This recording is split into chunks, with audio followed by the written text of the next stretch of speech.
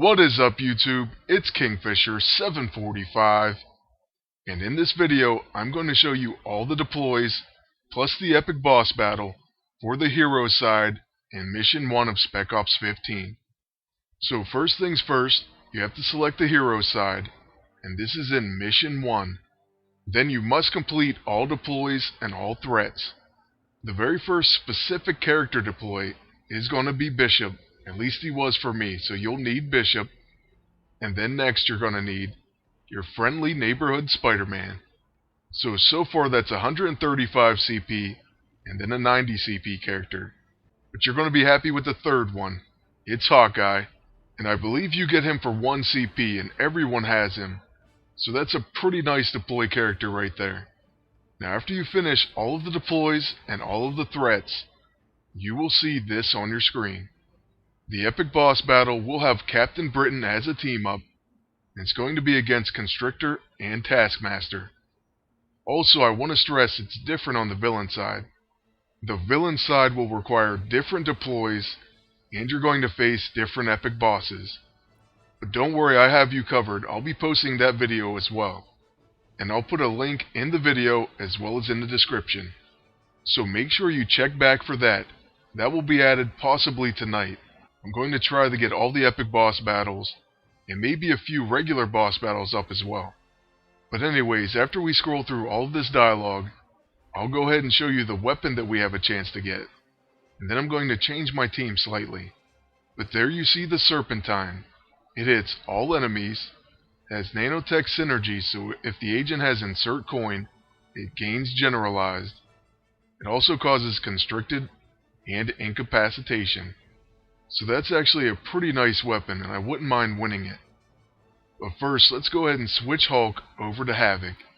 Now Havoc is kind of risky because Constrictor is a tactician, and also he's immune to exhausted. But I'm still going to use those plasma spheres to try to put Paragon Exploiter debuffs on both of the enemies. And I start the battle out by using Smashing. I know they're also immune to stun, but I want to play slowed first. I'm really hoping to get Curse of the Otherworld to proc, so that's why I'm trying to put all of these different debuffs that Captain Britain has. And by the way, I can't wait until Taskmaster is a lockbox character. I think his sprite looks amazing in the game, and he'd be a really awesome addition. He's just a cool character all around. Now with my agent, we're going to use quick reflexes, and then I'll probably just use the Warbringer axe. And I'm focusing on Taskmaster right now.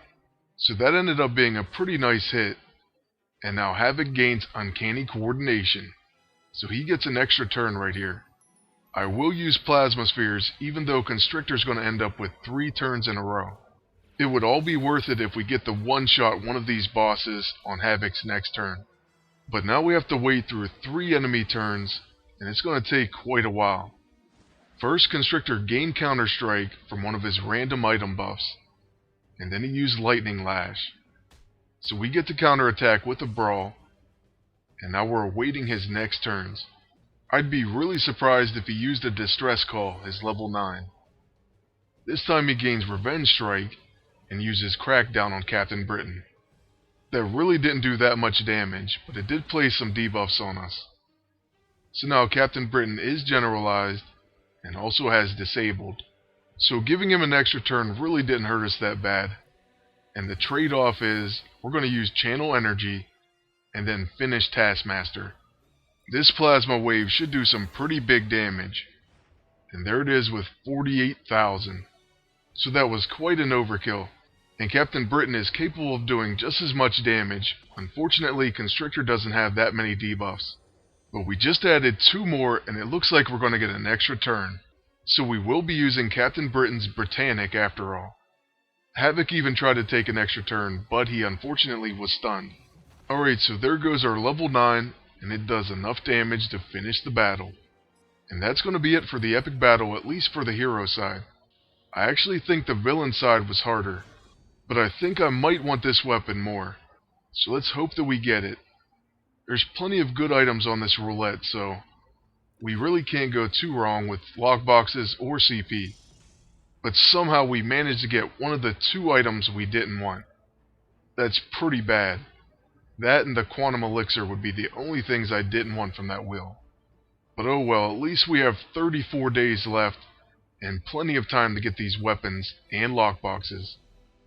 Well, that's going to be the end of the video. I really hope you enjoyed it, and I hope it helped. Lastly, I want to thank you all for watching, and ask you to please like, comment, and subscribe. And until next time, good luck, and take care.